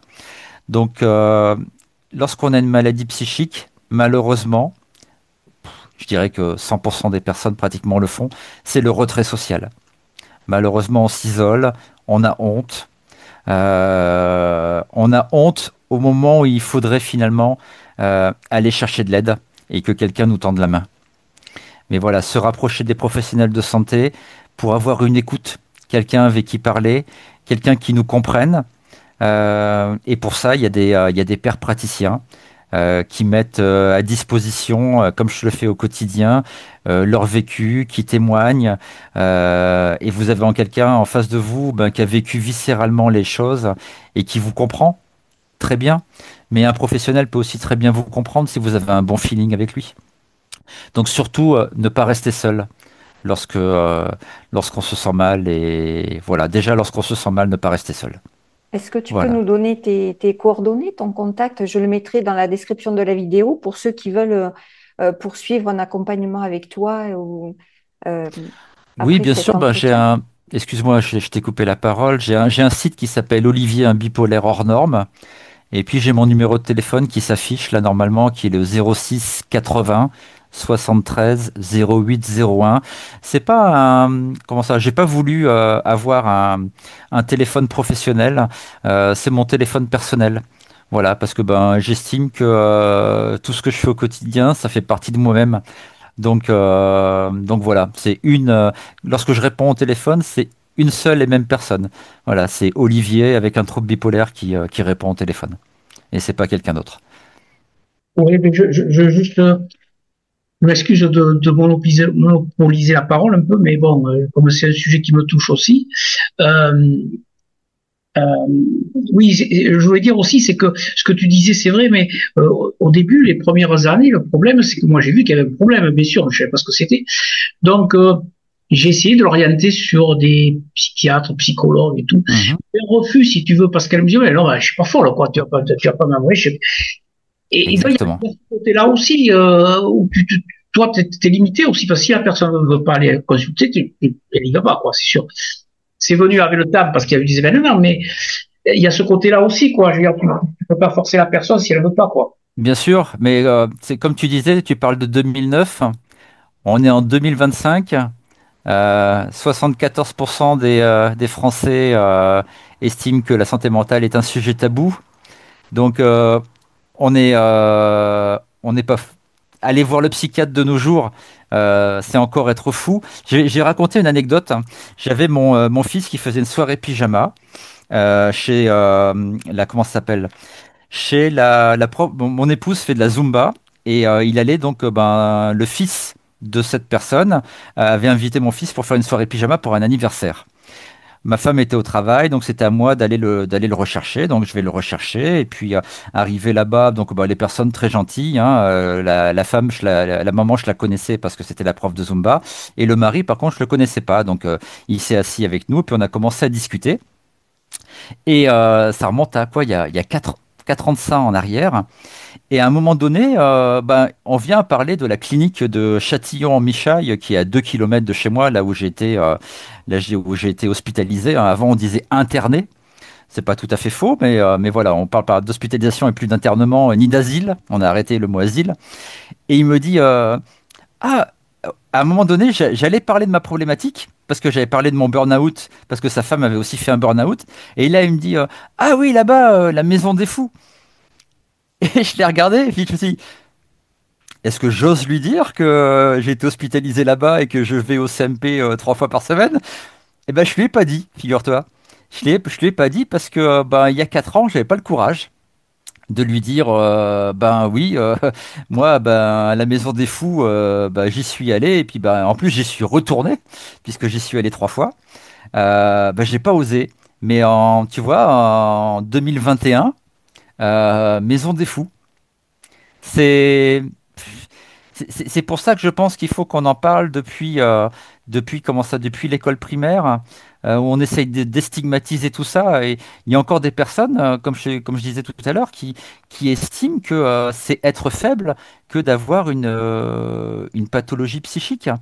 Ça touche pas que les faibles. C'est pas parce qu'on est faible qu'on a une maladie psychique. Bien au contraire.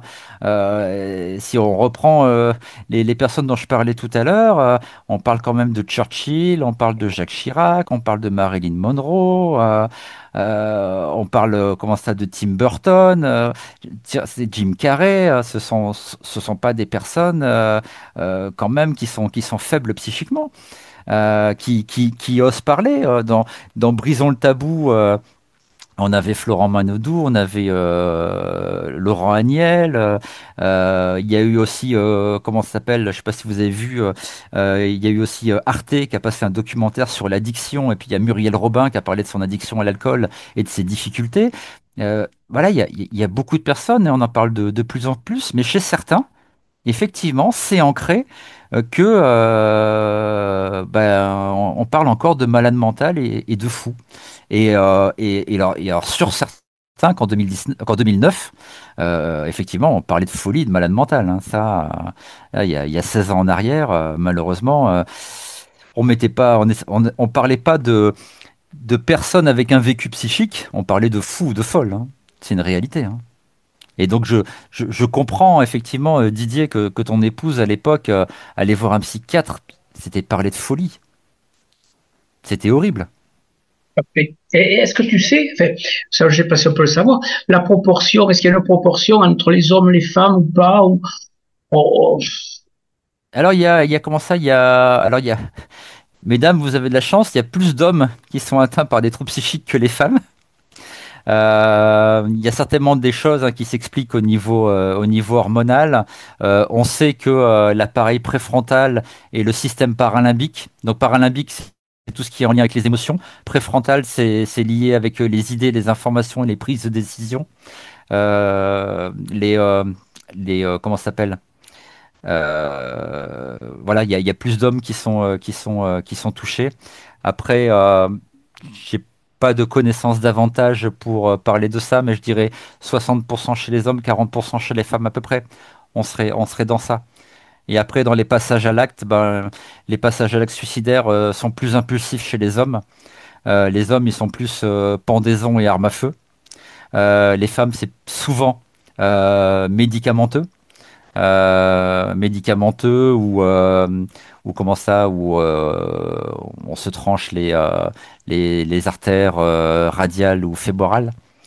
Voilà, c'est un peu comme ça. C'est vrai que malheureusement, on a un médicament qu'on prend régulièrement qui s'appelle le paracétamol. Et il faut savoir que une plaquette entière de paracétamol, donc 10 à 15 grammes hein, de paracétamol, vous faites une hépatolyse et vous mourrez parce que votre foie est complètement détruit, quoi.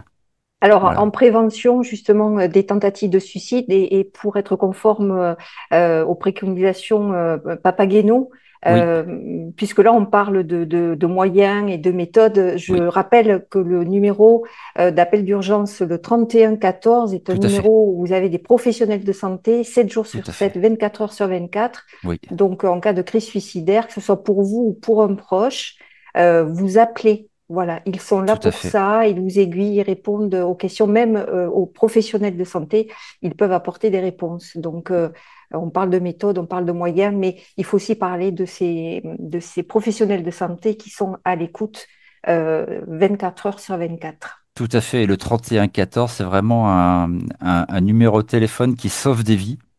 Il est vraiment utilisé. Ne pas hésiter aussi de faire le 15, voire le 18 aussi, hein, si c'est nécessaire. Et puis, si vous avez quelqu'un autour de vous avec qui vous pouvez parler, décrochez votre téléphone, appelez un ami, appelez une personne avec qui vous pouvez discuter. Ça fait déjà beaucoup de bien. Ça fait déjà beaucoup de bien. Et puis, ça peut permettre euh, de pouvoir couper pendant un temps ces fameuses idées qui vous prennent la tête jusqu'à ce que vous mettiez votre projet à exécution. Donc oui, le 3114, effectivement, c'est vraiment le numéro à appeler ou simplement décrocher son téléphone, discuter avec un ami, discuter avec une personne proche. Voilà. Pour les adolescents, sortir de la chambre, mettre le téléphone de côté, la tablette ou l'ordinateur, s'éloigner des réseaux sociaux pour pouvoir discuter avec ses parents ou pour pouvoir discuter avec un ami, un proche. Voilà, il y a des règles essentielles. Et, et surtout de rappeler que les idées suicidaires, c'est vrai, ce sont vraiment des idées créées par le cerveau euh, qui, qui apportent une autre réalité qui n'est pas la réalité. Mettre fin à ces jours ne va pas faire terminer les problèmes. Il va laisser des personnes que l'on aime beaucoup autour de nous sans malheureusement la personne qui aura mis fin à ses jours. Donc oui, téléphoner, parler, sortir de chez soi. Voilà, même des fois, hein, simplement sortir de chez soi pour aller dans un café, pour boire un café, pour boire un soda. Mais voilà, ne pas rester seul. Surtout ne pas rester seul. Très important. Je voulais vous remercier tous et toutes hein, parce que ben, j'ai passé un bon moment. J'ai surtout eu comment ça, bah, tu m'as offert la parole ce soir. Merci. J'espère avoir répondu aux attentes des personnes qui étaient là. Moi, je suis venu sans attente particulière, si ce n'est le fait d'être moi. Donc voilà, j'espère avoir pu répondre à un certain nombre de questions, d'interrogations qu'on peut des fois avoir. Et voilà, et voilà. En tout cas, un tout grand merci à vous tous. Ben, vraiment un grand merci du fond du cœur à toi pour la richesse de ton témoignage, la justesse de tes mots et la force tranquille que tu partages avec nous. Dans la description de la vidéo, je renseignerai donc tes coordonnées de contact pour tous ceux qui veulent suivre un accompagnement personnalisé avec toi.